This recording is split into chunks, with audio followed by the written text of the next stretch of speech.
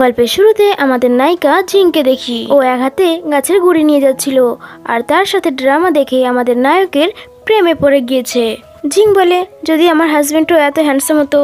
ও তখন ফিল করে যে ওর উপরে কেউ অ্যাটাক করতে আসছে, ও তখনই তাকে ধাক্কা মেরে ফেলে দেয়। আসলে ও ছিল জিং এর ভাইয়ের নাম ছিল ইয়াং। জিং বলে, তুমি ঠিক আছো তো? ইয়ান বলে, হ্যাঁ আমি ঠিক আছি, বাবা মা তোমাকে ডাকার জন্য আমাকে পাঠিয়েছেন। মাউন্টেনের নিচ থেকে রিস ফ্যামিলি তোমার জন্য বিয়ের প্রস্তাব নিয়ে এসেছে। জিং বলে, তার মানে আমার ফিয়ান্সে এসেছে। এটা শুনে সে ম্যাজিক করে তাড়াতাড়ি বাড়িতে চলে যায়। এখানে গুচান আর ওর মা এসেছিল। জিন তো ওদের দেখেই বুঝে ফেলে যে ওনাদের কাছে ব্যাড এনার্জি রয়েছে, আর মা তো খুব তাড়াতাড়ি মারা যাবে, আর ওদের ফ্যামিলি তো ব্যানক্রাফট হতে যাচ্ছে। আমাকে এই বিয়ে ক্যান্সেল করতে হবে। জিং যখন এর বাবা মার কাছে গিয়ে বিয়ে ক্যান্সেল করার কথা বলে, গুচান উঠে বলে, কোনো কথা বলার প্রয়োজন নেই, আমি এখানে বিয়ে ক্যান্সেল করতেই এসেছি। জিং যখন কারণ জানতে চায়, গুচান বলে, আমাদের এই বিয়েটা ওল্ড ম্যান ম্যারেজ কন্ট্রাক্ট করেছিল, কিন্তু তুমি প্রথমে নিজেকে এবং নিজের পোশাক তো দেখে নাও, পুরো ভিখারি লাগছে, তোমার কি আমার সঙ্গে বিয়ে করার কোনো যোগ্যতা আছে? জিং রেগে গিয়ে ম্যাজিক করে ওকে এক ঝটকায় মাটিতে ফেলে দেয়। এটা দেখে তো ওরা দুজন ওখান থেকে পালিয়ে যায়। মা বলে, এরকম ফ্যামিলির সাথে আমরা কোনো সম্পর্ক রাখতে চাই না। বাবা বলে, ঠিক হয়েছে, আমার মেয়ের ওদের সাথে বিয়ে হয়নি। এরপর ও কার্ড দেখতে পায় এবং ওকে কার্ড দিয়ে বলে, তুমি মাউন্টেনের নিচে গিয়ে তোমার সেকেন্ড হাজব্যান্ডকে খোঁজো আর ওর সাথে বিয়ে করে নাও। জিং মানা করে দেয়, এই পুরো মাউন্টেনটা আমাদের, তাহলে ফিয়ান্সের কি প্রয়োজন? জিং বলে, আমাকে এখানে থাকতে দাও না বাবা। মা বলে, আমরাও চাই না যে তুমি নিচে গিয়ে প্রিন্সকে খোঁজো, কিন্তু তোমার কুষ্টিতে দোষ রয়েছে, তুমি যদি 21 বছরের মধ্যে বিয়ে না করো তাহলে তুমি মারা যাবে, শুধু বিয়েই তোমাকে বাঁচাতে পারবে, তুমি 21 বছরের হয়ে গিয়েছো। এটা শুনে জিং ম্যাজিক করে নিচে চলে যায়। বাবা বলে, বিয়ে না করে এখানে ফিরে আসবে না। জিং বলে, আমি জানি তোমরা দুজন আমার থেকে বাঁচার জন্য এসব করছো, কিন্তু আমি বিয়ের পরে আবারও ফিরে আসবো। এটা শুনে মা বাবা শকড হয়ে যায়। এরপরের সিনে আমরা মিস্টার ফুকে দেখি, যে এই ড্রামার নায়ক। অ্যাসিস্ট্যান্ট বলে, মিস্টার ফু, মিস লিন আপনার জন্য লবিতে অপেক্ষা করছেন। মিস্টার ফু বলে, ওকে চলে যাওয়ার জন্য বলে দাও, আমি ওকে পছন্দ করি না, মা ওকে পুত্রবধূ বানাতে চায়। অ্যাসিস্ট্যান্ট বলে, মিস্টার ফু, আপনি যদি ওনার সঙ্গে দেখা না করেন তাহলে আপনার মা জানতে পারলে রাগ করবেন। মিস্টার ফু বলে, উনি শুধু আমার বিয়ে করাতে চান, তুমি আমার জন্য একটা সাধারণ মেয়েকে খুঁজে নিয়ে এসো।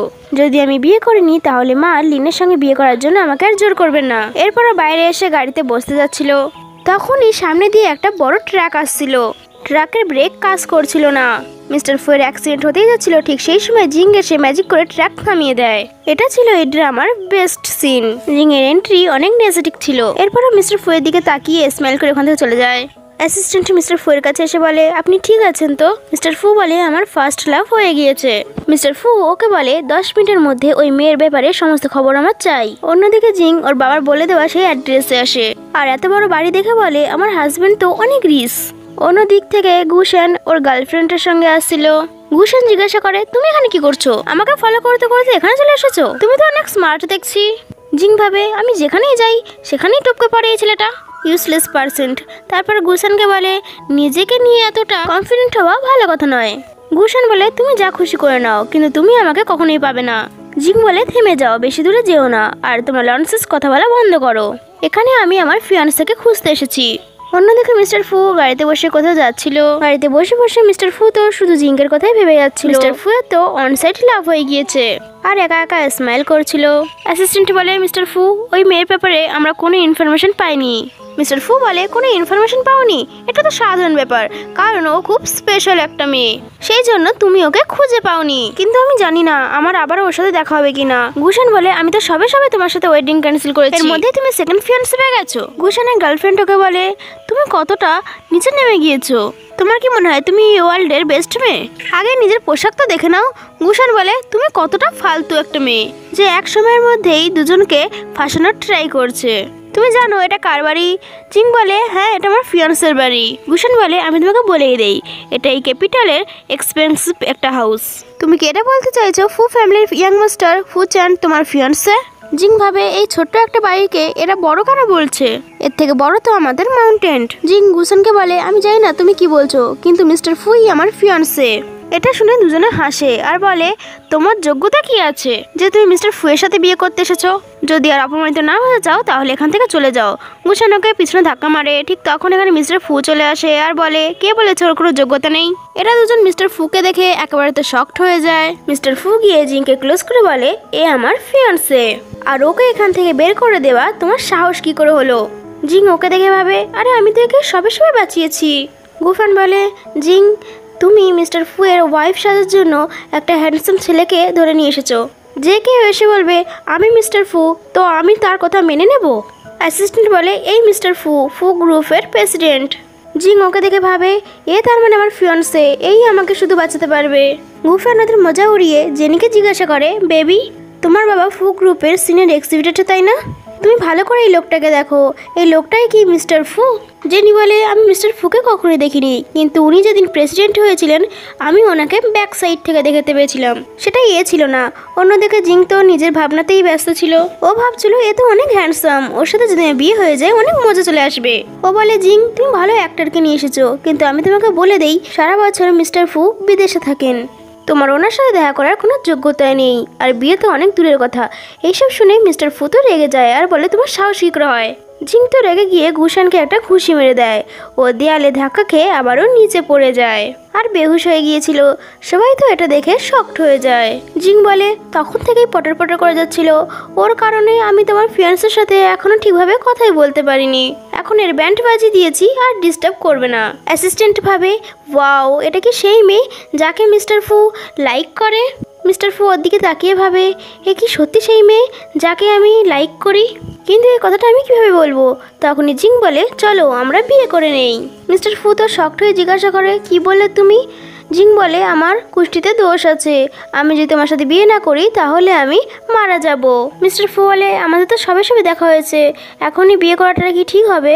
জিং বলে, হ্যাঁ আমি জানি বিয়েটা সারা জীবনের ব্যাপার, কিন্তু যদি তুমি আমাকে বিয়ে করে আমার সাথে 1 বছর থাকো, 1 বছর পরে আমি তোমার একটা উইশ পূরণ করব, তারপর আমি মাউন্টেনে চলে যাব।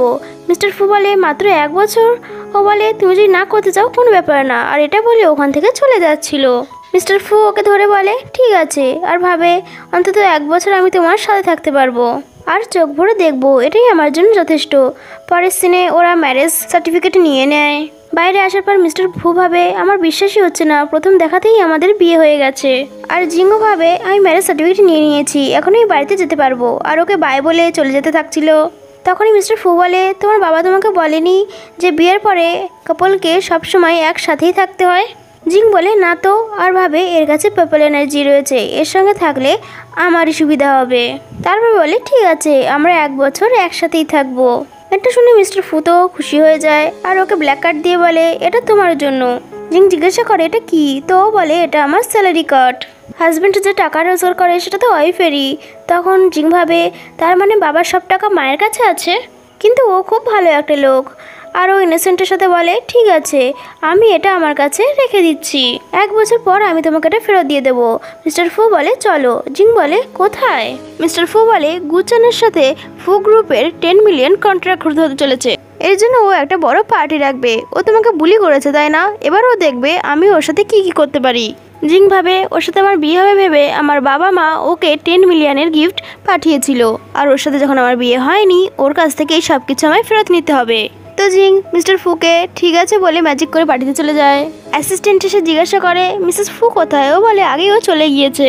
এরপর জিং রেডি হয়ে পার্টিতে চলে আসে। এরকম পার্টি ও আগে কখনো দেখেনি, সেই জন্য ও সবকিছু ভালোভাবে দেখছিল, আর এখানে এত খাবার দেখে খুব খুশি হচ্ছিল। এদিকে সবাই গুচানের প্রশংসা করেছিল আর বলছিল এত অল্প বয়সে সে ফু গ্রুপের সাথে কন্ট্রাক্ট করতে চলেছে। গুচানের মা ওর এবং ওর ওয়াইফের অনেক প্রশংসা করেছিল।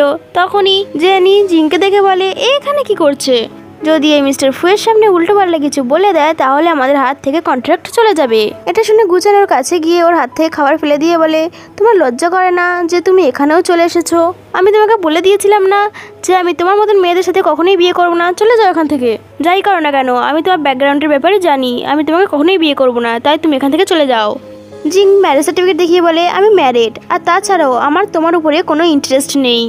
জেনি ওটা ওর হাত থেকে কেড়ে নিয়ে দেখে আর বলে, এটা তো আজকের ডেট, তার মানে তুমি গুচানকে দেখানোর জন্য ফেক সার্টিফিকেট নিয়ে এসেছো? গুচানের মা বলে, ফেক ম্যারেজ? ও বলে, হ্যাঁ, এই দেখো, এতে মিস্টার ফুয়ের নাম লেখা রয়েছে। জেনি বলে ওর ব্যাকগ্রাউন্ড না জেনেই গুচানকে জেলেস করার জন্য তুমি ওর সাথে বিয়ে করে নিয়েছো। তুমি কেমন মেয়ে? গুচানের মা বলে তুমি যাই করে নাও না কেন তুমি কখনোই ওকে পাবে না। গুচান ওর উপরে সার্টিফিকেট ছুঁড়ে মারে আর বলে তুমি আমাকে আর কত বিরক্ত করবে। কিছুক্ষণের মধ্যেই মিস্টার ফু এখানে আসবে আমার সাথে কন্ট্যাক্ট করার জন্য, আর তুমি ফেক ম্যারেজ সার্টিফিকেট নিয়ে স্বপ্ন দেখছো। মিস্টার ফু তোমার হাজবেন্ড, কিছুক্ষণ দাঁড়িয়ে যাও আর নিজের চোখেই মিস্টার ফুকে দেখে নিও, উনি এক্ষুনি চলে আসবেন। এটা শুনে জিং ম্যাজিক করে উপরে অ্যাটাক করে দেয় আর ও ইনজিওর্ড হয়ে যায়। ওরা এই গার্ডসদের বলে এই মেয়েটাকে বাইরে নিয়ে গিয়ে ওকে টুকরো টুকরো করে ফেলে দাও। তখনই মিস্টার ফু এসে বলে আমিও দেখতে চাই কার মধ্যে এত বড় সাহস রয়েছে। জেনি বলে এখানে কি করছে? মিস্টার ফু জিংয়ের কাছে এসে বলে তুমি ঠিক আছো? জিং ওকে বলে তুমি এত তাড়াতাড়ি এখানে কি করে আসলে? মিস্টার ফু বলে আমি তাড়াতাড়ি আসতে না তো কী করতাম, এখানে সবাই আমার ওয়াইফকে বুলি করছে, আমাকে তো তাড়াতাড়ি আসতেই হতো। এরপর গুচানকে বলে তুমি আমার ওয়াইফকে বাইরে বের করে দিচ্ছিলে তাই না? গুচানের মা বলে তুমি তো অনেক হ্যান্ডসাম, তাহলে এই মেয়ের পিছনে কেন পড়ে আছো? জেনি বলে আজ সেখানে ফু ফ্যামিলি আস চলেছে, তাই তোমরা দুজন যদি কোনো গড়বড় করো তাহলে ক্যাপিটালে থাকার অবস্থাতেই থাকবে না। এটা শুনে মিস্টার ফু অ্যাসিস্ট্যান্টের দিকে ইশারা করে, অ্যাসিস্ট্যান্ট তাদের তিনজনকে এক এক করে থাপ্পড় মারে। গুচান রেগে বলে জিং তুমি একে হায়ার করেছো আমাকে মারার জন্য, তুমি আমার সাথে এঙ্গেজমেন্ট করে আর অন্য কাউকে বিয়ে করে নিলে। জিং বলে মিথ্যে কথা বলো না, বিয়ে তুমি ভেঙে এসেছিলে, তুমি এসে ফালতু কথা বলছো, তোমার এই কথার জন্য ভয় লাগছে না? গুচান বলে আমি সত্যি বলছি, আমি যদি মিথ্যে বলে থাকি তাহলে আমার উপর লাইট পড়বে। জিং বলে আমি তোমাকে হেল্প করে দিচ্ছি। জিং ম্যাজিক করে ওদের দুজনের উপরে বিজলি পড়ায়। এইসব দেখে ওখানে সবাই শকড হয়ে যায়, বলে সব হচ্ছেটা কি? আঙ্কেল বলে এর এক্স ফ্রেন্ডসের ব্যাপারে অনেক খারাপ বলছিল। জিং বলে এদেরকে গড পানিশ করেছে। মিস্টার ফু তো ইশারা করে ওকে খুব ভালো বলছিল। গুচান বলে মিস্টার ফুকে আসতে দাও, তারপর দেখো তোমাদের কি অবস্থা হয়। জেনি বলে আমার বাবা ফু গ্রুপের সিনিয়র এক্সিকিউটিভ, শুধু ওনার আসার অপেক্ষা করো। মিস্টার ফু বলে তাড়াহুড়ো করো না। জেনি বলে তুমি কে এসব বলার? তখনই জেনির বাবা আসে এবং বলে কে পাঙ্গা নিয়েছে মিস্টার ফু গ্রুপের সাথে। তো জেনি তাড়াতাড়ি ওর বাবার কাছে গিয়ে ওদের দুজনের উপর নালিশ করেছিল, দেখো ওরা দুজন আমার কি অবস্থা করেছে, ওদের হাত পা ভেঙে দিয়ে বাইরে ফেলে দাও। জেনির বাবা বলে তোমাদের সাহস কি করে হলো আমার মেয়ের সাথে এরকম করার? যখনই মিস্টার ফু ওনার দিকে ফেস টার্ন করে, মিস্টার ফুকে দেখে জেনির বাবার তো কথাই বন্ধ হয়ে যায়। এখনও গুচান ওদের বিষয়ে খুব খারাপ খারাপ কথা বলছিল। মিস্টার ব্যান্ড জেনির বাবা অ্যাসিস্ট্যান্টে বলে মিস্টার ব্যান্ড তোমার মেয়ে এবং তোমার জামাইয়ের ভালোই শিক্ষা রয়েছে, জেনি ভাবে এবার তোমরা দেখতে পাবে আমার সঙ্গে পাঙ্গা নিলে কি হয়। জেনি ওদের শিক্ষা দিতে বলছিল, এটা শুনে ড্যাড ওর উপরেই থাপ্পড় মেরে যায় আর চুপ থাকতে বলে। জেনি বলে ড্যাড তুমি আমাকে কেন মারলে? তোমার তো ওদেরকে মারার কথা ছিল যে আমাকে বিরক্ত করেছিল। অ্যাসিস্ট্যান্টের সাথে সবাই মিস্টার ফুকে ওয়েলকাম জানায়। জেনি বলে এই প্রেসিডেন্ট এ কখনোই হতে পারে না। তো বাবা ওকে কিক করে নিচে ফেলে দেয় আর বলে তোমার জন্য আমরা ব্যাংকরাপ্ট হতে চলেছি, তোমার আমাদের সঙ্গে কোনো সম্পর্ক নেই। এবার মিস্টার ফুকে সরি বলে আমার মেয়ের তরফ থেকে আমি আপনার কাছে ক্ষমা চাইছি আর আমি কম্পেনসেশনের জবও রিজাইন করে দিচ্ছি, আমাকে ক্ষমা করে দিও। মিস্টার ফুকে যেতে বলেও চলে যায়। জেনি ওর বাবার পিছন পিছন যেতে থাকে। এদিকে মিস্টার ফু বলে জেনি তো হয়ে গেছে, এবার তোমার কি হবে? তারপর ওকে কন্ট্রাক্ট দেখিয়ে বলে তুমি এই কন্ট্রাক্টের জন্য এত হাওয়ায় উঠছিলে তাই না? তারপরে কন্ট্রাক্টটা জিংয়ের হাতে দিয়ে বলে আজ থেকে ফ্যামিলির সমস্ত ডিসিশন তুমি নেবে, তাই তুমি ঠিক করবে ও কন্ট্রাক্ট পাবে না পাবে না। জিং কন্ট্রাক্ট হাতে নিয়ে বলে তুমি এই কন্ট্রাক্টের জন্য আমার সঙ্গে বিয়ে ভেঙেছিলে তাই না, আর আমার ফ্যামিলিকে হার্ট করেছিলে, তোমার 10 মিলিয়নের কন্ট্রাক্ট আমার হাতে, চাইলে নিয়ে নাও। গুচাং জিং বলে তো ওকে থাপ্পড় মেরে দেয়। ও যতবারই জিংয়ের নাম নিচ্ছিল ততবারই থাপ্পড় মারছিল আর বলছিল কি বললে তুমি আমাকে? এরপর ও বলে ম্যাডাম এটা আমাকে দিয়ে দিন। ও বলে তোমার জন্য আমার ফ্যামিলি হার্ট হয়েছে, তোমাকে এর জন্য রিপে করতে হবে। জিং তো ম্যাজিক করে ওটাকে টুকরো টুকরো করে দেয় আর গুশান তো ওখানেই বসে কান্না করতে শুরু করে। ওর মা এসে ওকে নিয়ে যেতে থাকে ওর সাথে।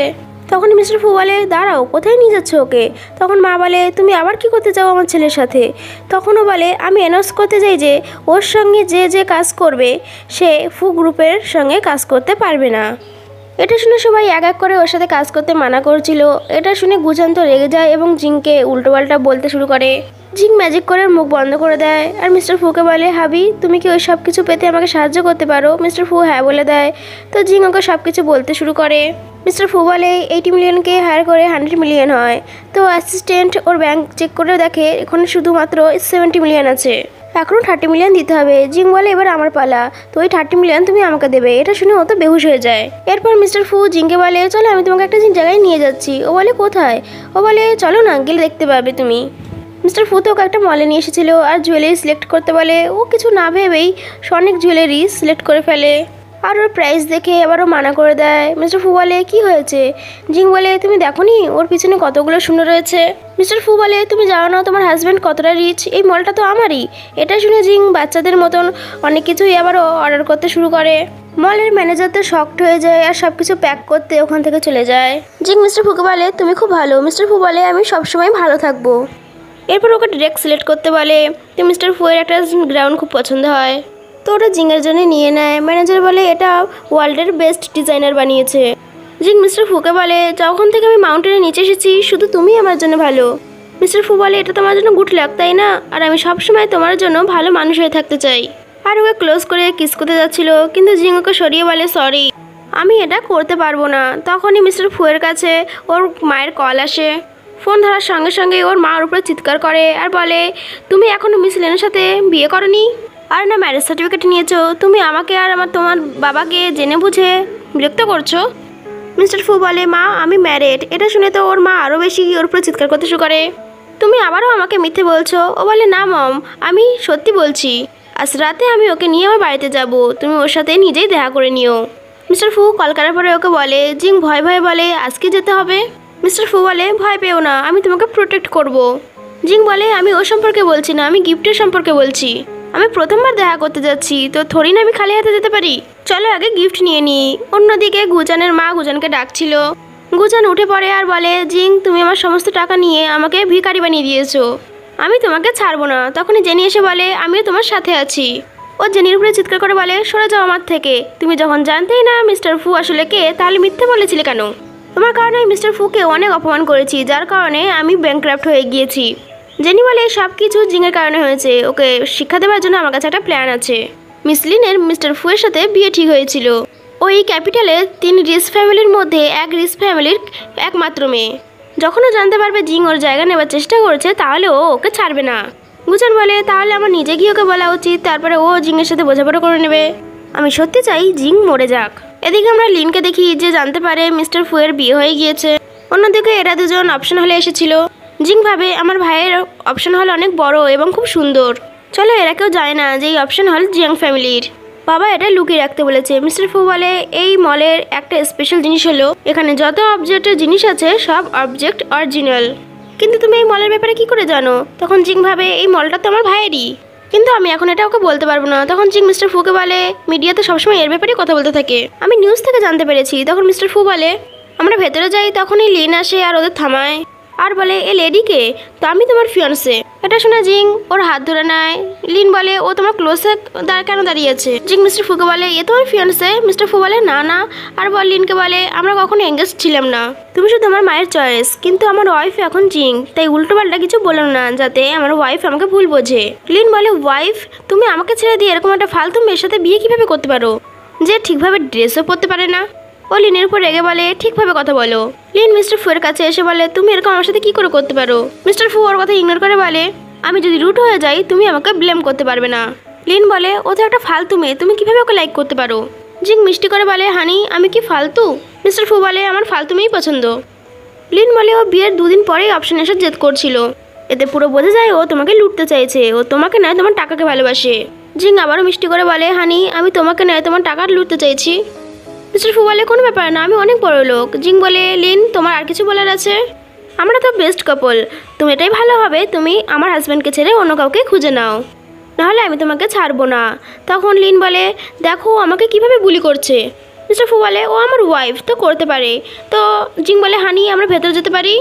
তো যাওয়ার সময় জিং লিনকে দেখে মুখ খেঁচায়। এরপর গুজান এসে ওকে বলে কি সব ঠিক হয়েছে? লিন রেগে ওকে থাপড় মারে আর বলে এই ছিল তোমার প্ল্যান ওকে শেষ করার জন্য? গুজান জেনিকে থাপড় মারে আর বলে তুই ওকে ওটা বলিসনি যেটা আমি তোকে বলতে বলেছিলাম। গুজান বলে তুমি এই অপশানে অনেক টাকা লাগাও, ও গরিব ফ্যামিলির, ও বাধ্য হয়ে মিস্টার ফুয়ের টাকা খরচ করবে, তখনই মিস্টার ফু জানতে পারবে তুমি ওর জন্য বেস্ট। লিন ভাবে মিস্টার ফু এবার তোমাকে আমি জিংয়ের আসল চেহারা দেখাবো। এরপর 3 জনের ভেতরে আসে। জেনি ওটাকে দেখে বলে এই অপশান তো অনেক ব্র্যান্ডেড, এর আগে ক্যাপিটালে এর ব্যাপারে আমি কখনো শুনিনি। লিন বলে এটা জিয়াং ফ্যামিলি, যেটা অনেক মিস্টিরিয়াস, তুমি কি রিচ ফ্যামিলি থেকে নয় যে জিয়াং ফ্যামিলির ব্যাপারেও জানো না? গুজান বলে তুমি যদি আমাদেরকে এখানে না নিয়ে আসতে তাহলে আমরা এটা দেখার সুযোগও পেতাম না, আমরা তো ভেবেছিলাম জিংয়ের মতন গরিবকে ভেতরে আসতেই দেবে না। তখনই জিং মিস্টার ফুয়ের সাথে ভেতরে আসে এবং বসে যায়। অপশন স্টার্ট হয়। ঘোস্ট বলে, এবারে লাস্ট অপশনের পালা। এই স্টোনগুলোর মধ্যে দিয়ে যেটাতে বেস্ট চেন বেরোবে সে মিস্টার চ্যানের সঙ্গে দেখা করার চান্স পাবে। এটা শুনে সবাই এক করে হ্যাঁ বলে, কারণ ওরা মিস্টার জিংয়ের সঙ্গে দেখা করতে চাইছিল, কারণ ওরা আগে কখনো মিস্টার চ্যানকে দেখেনি। মিস্টার ফু জিংকে জিজ্ঞাসা করায়, জিং বলে ভয় পেও না, এটার জন্য আমার কাছে উপায় আছে। মিস্টার ফু বলে, তুমি এখন জেট পেন্ডেন্ট খুঁজবে মাত্র মিস্টার চ্যানের সঙ্গে দেখা করার জন্য? জিং বলে, না না, আমি শুধু এটা দেখতে চাইছি যে ভাই ইয়ান ঠিক বাটন চুজ করেছে কিনা। এটা শুনে মিস্টার ফু শকড হয়ে জিজ্ঞাসা করে, কি? জিং বলে, এর মানে হলো আমি এখানে জেট নিতে এসেছি। মিস্টার ফু বলে, এটা যদি তোমার পছন্দ হয় তাহলে আমি তোমার জন্য অনেক পয়সা খরচ করতে রাজি। জিং বলে, তুমি হয়তো জানো না, বিনা পলিশ স্টোনে অনেক এনার্জি থাকে, যেটা পলিশ করে তোমার মায়ের জন্য ব্রেসলেট বানাবো। মিস্টার ফু বলে, আমার মায়ের জন্য তুমি এতটা রিস্ক নেবে? জিং বলে, হ্যাঁ, প্রথমে এটাকে আমাকে চেক করতে দাও। এটা বলে ও ম্যাজিক করে এবং সমস্ত স্টোনকে চেক করতে থাকে। ও চেক করে বলে, হ্যাঁ তুমি ঠিকই বলেছিলে, এই সমস্ত স্টোনে অ্যামাউন্ট খুব কম রয়েছে, কিন্তু কোনো ব্যাপার না, আমি খুঁজে নেব। অনুষ্ঠান শুরু হয়। প্রথমে $20 বলে একজন, জিং ওটাকে $50 বলে, কিন্তু লিন 1 মিলিয়ন বলে জিততে যাচ্ছিল। ঠিক সেই সময় ঠিক তখনই জিং 2 মিলিয়ন বলে এটাকে জিতে নেয়। লিন বলে, তুমি তো মাউন্টেন থেকে এসেছো, তাহলে তোমার কাছে এত টাকা কোথা থেকে আসলো? জিং বলে, আমার কাছে টাকা নেই তো কি হয়েছে, আমার হাজব্যান্ডের কাছে অনেক টাকা রয়েছে। লিন বলে, মিস্টার ফু, ও তোমাকে লুটতে চাইছে, তুমি যদি ওকে পিছু ছাড়িয়ে ওর থেকে বা ডিভোর্স পেতে চাও তাতে আমি তোমাকে হেল্প করতে পারি। মিস্টার ফু বলে, এটা আমাদের দুজনের ব্যাপার, এটা তো তোমাকে বেশি কথা বলতে হবে না, তাই চুপ থাকো। জিং বলে, তুমি আমাকে বিশ্বাস করো, যদি এগুলো সব কিছু ফেক হয় তাহলে তোমার অনেক টাকা লস হয়ে যাবে। ও বলে, আমি তোমাকে বিশ্বাস করি, আর তুমি তো বলেছিলে এই সব কটা থেকে 15 বিলিয়ন জেট বেরোবে, আমার ওয়াইফ তো আমাকে রিস্ক করে দেবে। তো জিং বলে, ঠিক আছে, আমি তোমাকে হেল্প করব। এরপর জিং বলে, আমি স্টোনকে ভাঙতে চাই। তো স্টেজে আসে, তো জেনির সাথে সাথে সবাই ওর মজা ওড়াচ্ছিল। এটা কোনো বাচ্চাদের খেলা নয়, জেট খোঁজার ডেস্টিনির হাতে রয়েছে, অপমানিত না হতে চাইলে হার মেনে নাও। এই সবগুলোর থেকে একটাতেই শুধুমাত্র জেট বেরোতে পারে, আর সবগুলো বেকার। তুমি কি আমার সঙ্গে শর্ত লাগাতে চাও, যদি এর মধ্যে থেকে একটাতেও না বেরোয়, জেট প্যান্ডে না বেরোয়, তাহলে নীল ডাউন হয়ে তুমি আমার কাছে ক্ষমা চাইবে। জিং বলে, আমি শর্ত লাগাবোই বা কেন, এই সমস্ত স্টোন তো আমারই। গুচান বলে, কেন ভয় পেয়ে গেলে? কারণ তুমি জানো এই স্টোনগুলোর মধ্যে কিছুই বেরোবে না। জিং বলে, ঠিক আছে, যদি আমি এই স্টোনগুলো থেকে জেট বের করতে পারি তাহলে তুমি আমার কাছে ক্ষমা চাইবে এবং এই সবগুলোর জন্য পে করবে। জেনি ওকে বলে। তো মিস্টার ফু জিংকে বলে, তুমি কেন শর্ত লাগাচ্ছ? জিং বলে, তুমি আমাকে বিশ্বাস করো তো না, শুধু দেখতে যাও কি হতে চলেছে। জিং চ্যাং আকার দিয়ে সমস্ত জেট ভাঙতে থাকে, সমস্ত স্টোন থেকে একটার পর একটা জেট বেরোচ্ছিল। এটা দেখে সবাই তো শকড হয়ে যায়। জিং লিনকে বলে, এবার তুমি কি করবে, প্রথমে পে করবে নাকি নীল ডাউন হয়ে সরি বলবে? লিন বলে, আমি কোনো টাকা দিতে পারবো না। জিং বলে, সবাই দেখো কিভাবে ও নিজের শর্ত থেকে সরে যাচ্ছে, সবাই ওকে পে করার জন্য বাধ্য করছিল, এও সেই জন্য বাধ্য হয়ে পে করে দেয়। জিং মিস্টার ফুকে বলে, আমি তোমাকে অনেক গ্রিস বানিয়ে দিয়েছি। ও বলে, তুমি অনেক ওয়ান্ডারফুল। ও গ্রিন স্টোনকে নিয়ে মমের জন্য ব্রেসলেট বানাতে গিয়েছিল। এদিকে লিন গুচানকে থাপড় মেরে বলে, তুমি বলেছিলে ও একটা ফুল, যেটার ব্যাপারে বেশি নলেজ নেই।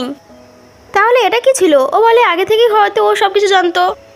জ্যাং ফ্যামিলি কখনো বেকার স্টোন ব্যবহার করে না, ও তো সব কিনে নিয়েছে। লিন বলে, তুমি জেনে বুঝে এসব কিছু করেছো তাই না? এখনই আমার টাকা ফেরত দাও। জিং বলে, আমি টাকা ফেরত দেবো না। তখনই গুচান লিনকে বাকি স্টোন নেওয়ার কথা বলে। এটা শুনে সবাই ওকে জোর করে নেওয়ার জন্য।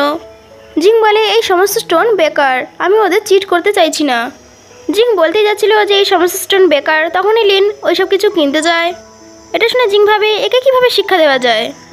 জিং বাকি স্টোনের প্রাইস 100 মিলিয়ন করে দেয়। লিন বলে, তুমি এটা কীভাবে করতে পারো? গুচান আবারও ওকে, তুমি ওর থেকে জেট বের করে অনেক টাকা কামাতে পারো।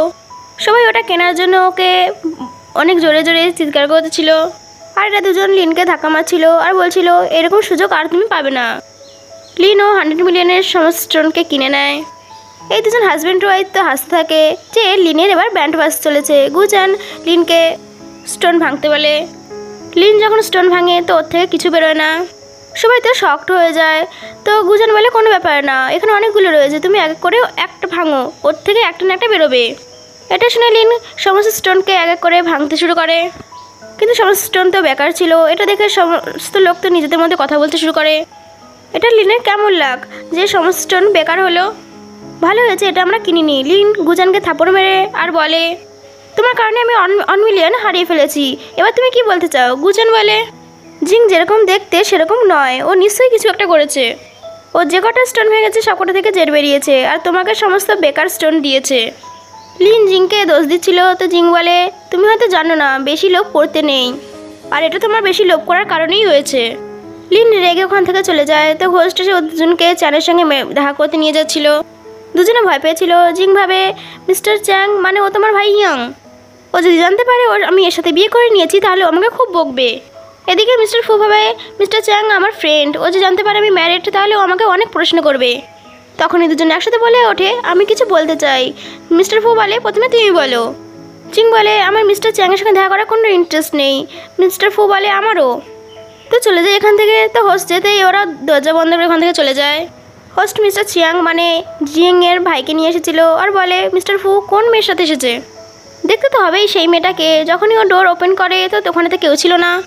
এরপর এরা দুজন বাইরে এসে কথা বলছিল মামার ব্রেসলেটের ব্যাপারে।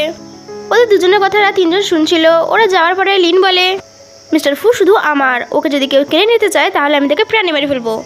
তখনই লিন গুচানকে কিছু করতে বলে। এরা দুজন যখন যাচ্ছিল তখন চ্যাংয়ের কাছে ওর ভাইয়ের কল আসে। সিস্টার তুমি কেমন আছো, যদি তুমি ফ্রি থাকো তাহলে তুমি এখনই বাড়ি আসো। জিং বলে আমি মাউন্টেন থেকে এসেছি, এখনও 1 মাস হয়নি, আর তুমি আমাকে ফিরে যাওয়ার কথা বলছো। তো ইয়ান বলে ঠিক আছে তুমি আমার সঙ্গে এসে দেখা করো, আমি মাউন্টেনের নিচে এসেছি। তো জিং ওকে বলে ফোন কল কেটে দেয়। মিস্টার ফু জিজ্ঞাসা করায়, ও বলে আমার ফ্রেন্ডের সঙ্গে দেখা করতে যেতে হবে, কিন্তু আমি রাত্রে ডিনারের আগেই পৌঁছে যাব। মিস্টার ফু বলে ঠিক আছে, তো আমি এখন অফিস যাচ্ছি, আমি তোমাকে পরে পিক করে নেব। জিং ওকে করে চলে যায় এবং মিস্টার ফুও চলে যায়। এরপরে তিনজন বাইরে এসে মিস্টার ফুকে একা যেতে দেখে জিংকে মারার প্ল্যান করছিল। লিন গুচানকে বলে এরপরে মিস্টার ফুয়ের সাথে জিংয়ের যেন দেখানো হয়। গুচান বলে হ্যাঁ আজকেই ওকে শেষ করতে হবে, সেটা যেভাবেই হোক। তো জিং ম্যাজিক করে ওর ভাইয়ের কাছে চলে আসে এবং বসে। ওর ভাই বলে তুমি তোমাকে মেরেই ফেলবে, তুমি গুচানের সঙ্গে বোঝাপড়া করে নিয়েছো তো, এবার তোমার বাড়ি যাওয়া দরকার, আমি তোমাকে নিয়ে যাব। জিং বলে ভাই এখন না, আর আমার তোমার জন্য একটা কাজ আছে। ও জেট বের করে বলে এটাকে ব্রেসলেট বানিয়ে দিতে। ইয়ানও কিছু সেকেন্ডের মধ্যেই ম্যাজিক করে ওটাকে ব্রেসলেট বানিয়ে দেয়। ইয়ান জিজ্ঞাসা করে এটা কার জন্য বানাচ্ছ? জিং বলে এটা আমার শাশুড়ি মায়ের জন্য। এটা শুনে তো ও খুব রেগে যায় আর বলে ও তোমার সঙ্গে এত খারাপ ব্যবহার করেছে, তুমি এখন ওর মাকে এই ব্রেসলেট দিতে চাইছো, আমি ওকে ছাড়বো না। ও বলে এটা ও ম্যাজিক করতে যাচ্ছিল। জিং ওকে থামিয়ে বলে ভাই আমার হাজব্যান্ড অন্য কেউ, আমি আজ ওর মা বাবার সঙ্গে দেখা করতে যাচ্ছি। ইয়ান বলে তার মানে কি? জিং বলে আমি ম্যারিড, এটা বলে ওখান থেকে চলে যাচ্ছিল। ইয়ান ওকে থামিয়ে বলে আমাকে পরিষ্কারভাবে বলো। জিং বলে এখন না, আর বাই বলে ওখান থেকে চলে যায়। ইয়াং তো শকড হয়ে যায় আর বাবাকে ফোন করে বলে তোমার তো এবারও অনেক বড় প্রবলেম হতে চলেছে। এদিকে জিংকে দেখে গুচানের সঙ্গে দেখা করতে যায়। জিং ওকে ইগনোর করে যাচ্ছিল, ঠিক তখনই গুচান ওকে থামিয়ে বলে ইয়াংয়ের সঙ্গে তোমার ছবিটা আমি মিস্টার ফুকে পাঠিয়ে দেবো, আর এটাও বলবো তুমি অন্য ছেলের সঙ্গে লুকিয়ে লুকিয়ে দেখা করো আর ওকে চিট করছো। ও বলে তুমি বুঝতে পারোনি ও আমার ভাই, আর এটা বলে ম্যাজিক করে ছবিটা জ্বালিয়ে দেয়। ইয়াংয়ের ফেস পুড়ে যায় এবং গুচান ওর উপরে খুব রেগে যায়। তখন জেনি পিছন থেকে এসে জিংকে ধাক্কা মেরে দেয়। এই সিনটা এখানেই কাট হয়ে আমরা ফুকে দেখি। মিস্টার ফু ইয়ানের সঙ্গে দেখা করতে এসেছিল। ইয়ান ওর বোনের ম্যারেডের কথা শুনে খুব স্যাড ছিল। সিস্টার যাকে বিয়ে করেছে সে সিস্টারকে পরে চিট করবে। মিস্টার ফু ওকে এত ড্রিঙ্ক করার কারণ জিজ্ঞাসা করে। ইয়ান বলে সিস্টার বিয়ে করে নিয়েছে। ও বলে এটা তো ভালো খবর, ও ছোটোবেলায় কত নটি ছিল, আমার মনে আছে ও যখন 5 বছরের ছিল ও ম্যাজিক করে সমস্ত চুল আমার পুড়িয়ে দিয়েছিল। ইয়ান ওকে ড্রিঙ্ক করতে বলছিল। তো মিস্টার ফু বলে না, আমাকে ওয়াইফকে ঘরে ডিনার করতে নিয়ে যেতে হবে। এটা শুনে ইয়ানের তো আবারও একবার ঝটকা লাগে। ওর মুখে ড্রিঙ্ক মিস্টার ফুয়ের মুখে লাগতেই যাবে, ঠিক তখনই মিস্টার ফু ওর ফেস অন্যদিকে ঘুরিয়ে ও যখন ড্রিঙ্ক ফেলে দিয়ে জিজ্ঞাসা করে কবে করেছে ম্যারেড? ও বলে আজকেই। তখনই জিংয়ের ফোন দিয়ে হসপিটাল থেকে মিস্টার ফুয়ের কাছে কল আসে। ও কিছু একটা শুনে ওখান থেকে যাচ্ছিল, ঠিক তখনই ইয়ান ওকে কিছু মেডিসিন দেয়। ও তাড়াতাড়ি করে হসপিটালে এসে দেখে জেনি আর গুচান আধামরা হয়ে হসপিটালে ভর্তি হয়ে রয়েছে। এটা দেখে মিস্টার ফু তো একটু রিল্যাক্সড হয় আর জিংকে খুঁজতে যায়। তখনই জিং ভেতরে চলে আসে। মিস্টার ফু জিংকে বলে তুমি ঠিক আছো তো? ও বলে হ্যাঁ। তো ওকে হাক করে নেয়। তারপর এই দুজনের অবস্থা দেখে মিস্টার ফু জিংকে জিজ্ঞাসা করে আসলে হয়েছিলটা কি? জিং বলে এরা দুজন জেনে বুঝে আমার সঙ্গে পাঙ্গড়িতে এসেছিল। তখনই আমরা ফ্ল্যাশব্যাকে দেখি জেনি যখন জিংকে ধাক্কা মেরেছিল তো ম্যাজিক করে নিজেকে প্রোটেক্ট করে নেয় আর ওদের দুজনকে জোরে একটা ঘুষি মারে আর আশেপাশে সমস্ত জিনিস ছিল সমস্ত জিনিস দিয়ে ওদেরকে অনেক ধুলাই করে। সিন প্রেজেন্টে আসে এবং জিং ওদেরকে বলে এরপরে যখন আমার সঙ্গে পাঙ্গড়িতে আসবে না, এরপরে কিন্তু আর ছাড়বো না। মিস্টার ফু বলে এরপরে যদি আমার ওয়াইফ তোমাদেরকে ধোলাই করে তাহলে হসপিটালের খরচ আমি তুলব। তখনই ইয়ান গার্ডসের সাথে মিস্টার ফুয়ের সঙ্গে দেখা করতে আসে। যখনই ডোর ওপেন করে তো ওখানে দুজনেরা ছিল না। গার্ডস ইয়ানকে সমস্ত কিছু বলে, তো ইয়ান আরও বেশি রেগে ওদের দুজনকে মারতে বলে ওখান থেকে চলে যায়। বাইরে এসে জিংকে ফোন করে আর বলে, তুমি এত বড় হয়ে গেছো যে সব কিছু নিজেই সলভ করছো। তোমার উপরে অ্যাটাক হয়েছে আর তুমি তোমার ভাইকে বলার প্রয়োজন বোধ করনি। জিং বলে, ভাই আমি ঠিক আছি। ইয়ান বলে, তুমি তোমার হাজব্যান্ডকে একটু ফোন দাও তো, ও কীরকম ছেলে, কীরকম হাজব্যান্ড হয়েছে যে তোমার খেয়াল রাখতে পারছে না।